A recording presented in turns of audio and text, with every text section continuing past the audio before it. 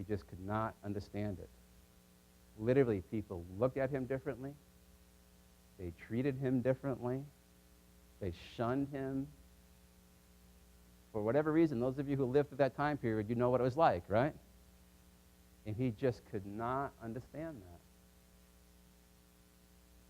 And we talked about a few other things, and then I went home and he went home. And the next week I was on spring break, and it took me a few more days to get settled back in again, and then I went back to work, which was about 12 or 13 days after the last time that I'd seen him, and he wasn't at work.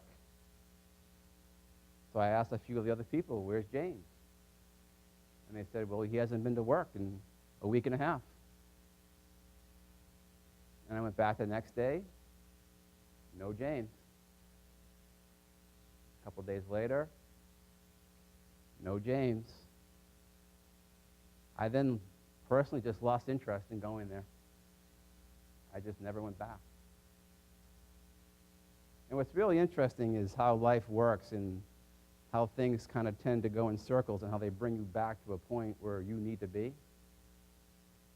So 26 years later, I was called by my good friend, and some of you know her. Her name is Carmen Quinn. And Carmen asked me if I would go to Washington, D.C. to do a speaking engagement in front of a group that she put together called the C5 group, I think. C5 group. So I went and did a presentation, and I remember it so vividly. It was cherry blossom time.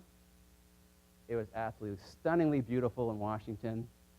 I did my presentation in the morning, and in the afternoon, my good friends, Fran and Frank Corman, said, we want to take you on a tour of the city. And I said, fantastic, let's go. And the first stop we made was the Lincoln Memorial. Now, Abraham Lincoln's a personal hero of mine. I study his life. I know, David, you do the same thing. And it was just thrilling to be there. And as I was walking down the stairs of the Lincoln Memorial, off to my left, out of the corner of my eye, I saw that wall. And I literally started to become overwhelmed. Before I was even down the stairs from the Lincoln Memorial, and as I got closer to that wall, I was getting even more overwhelmed to the point where I shielded myself from Fran and Frank so they couldn't physically see my face. And I got halfway down that wall, right to there, and I reached out and I touched that wall, and in that moment I knew where James had gone, because he was on that wall.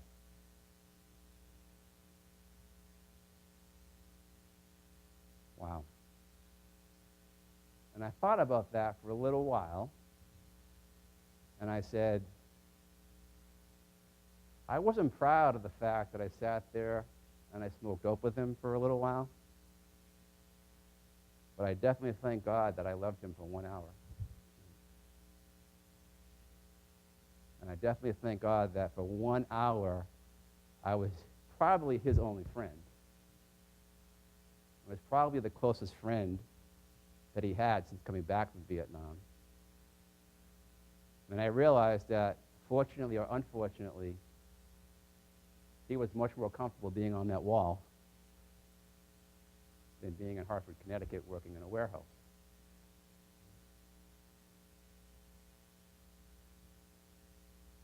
Now, if I had stuck to my belief about people who smoke drugs or use drugs or whatever it may be, that man would have gone to that wall without anybody loving him or anyone being his friend.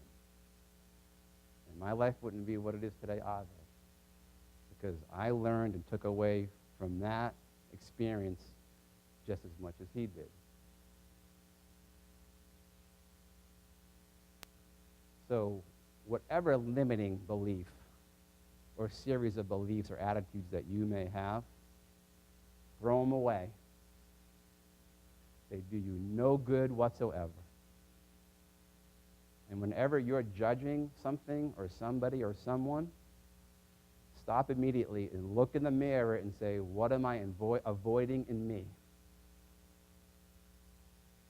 What am I avoiding in me? Because it's always about what we're trying to avoid in ourselves when we're judging other people. Now, I wanted and needed to tell that story. I've never told that story to anybody. Nobody. It's been such an intimate and personal story for me. I've never told my wife. I've never told my children. I've never told my best friends. I've never told anybody. I believed that you needed to hear that story, and quite honestly, I needed to tell it to close a 30-year chapter in my life, to let go of things too, to be able to move forward. So what are some of the principles? What are some of the life and what are some of the business principles that you can take from that story? This is the interactive part, by the way. Okay, so one is don't judge, right?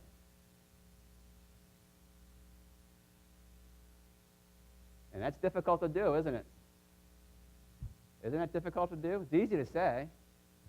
And we're going to show you a little technique in a little while to, when you become aware of this, how to shift out of it, okay? What else? What other stories? What other principles, I should say? Very good. It's not always about you.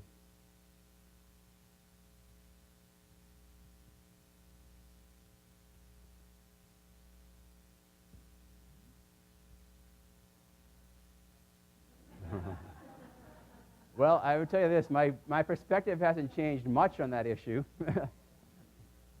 but I'm sure glad I did that day. My perspective hasn't changed much on that issue, but I'm sure glad I did that day. Everyone understand that? There are times when you just have to do what is right. There are times when you just have to do the right thing in that moment in time. And that was the right thing to do in that moment in time, because if I had rejected that person, first of all, I would have rejected myself, and then I would have rejected him, and then he would have gone there with nobody. Yes. Pay attention to signs others are giving you. Okay, so be conscious, right?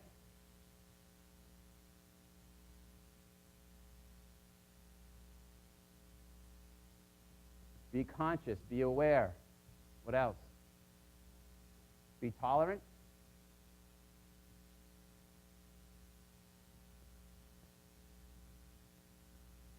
Okay, what else?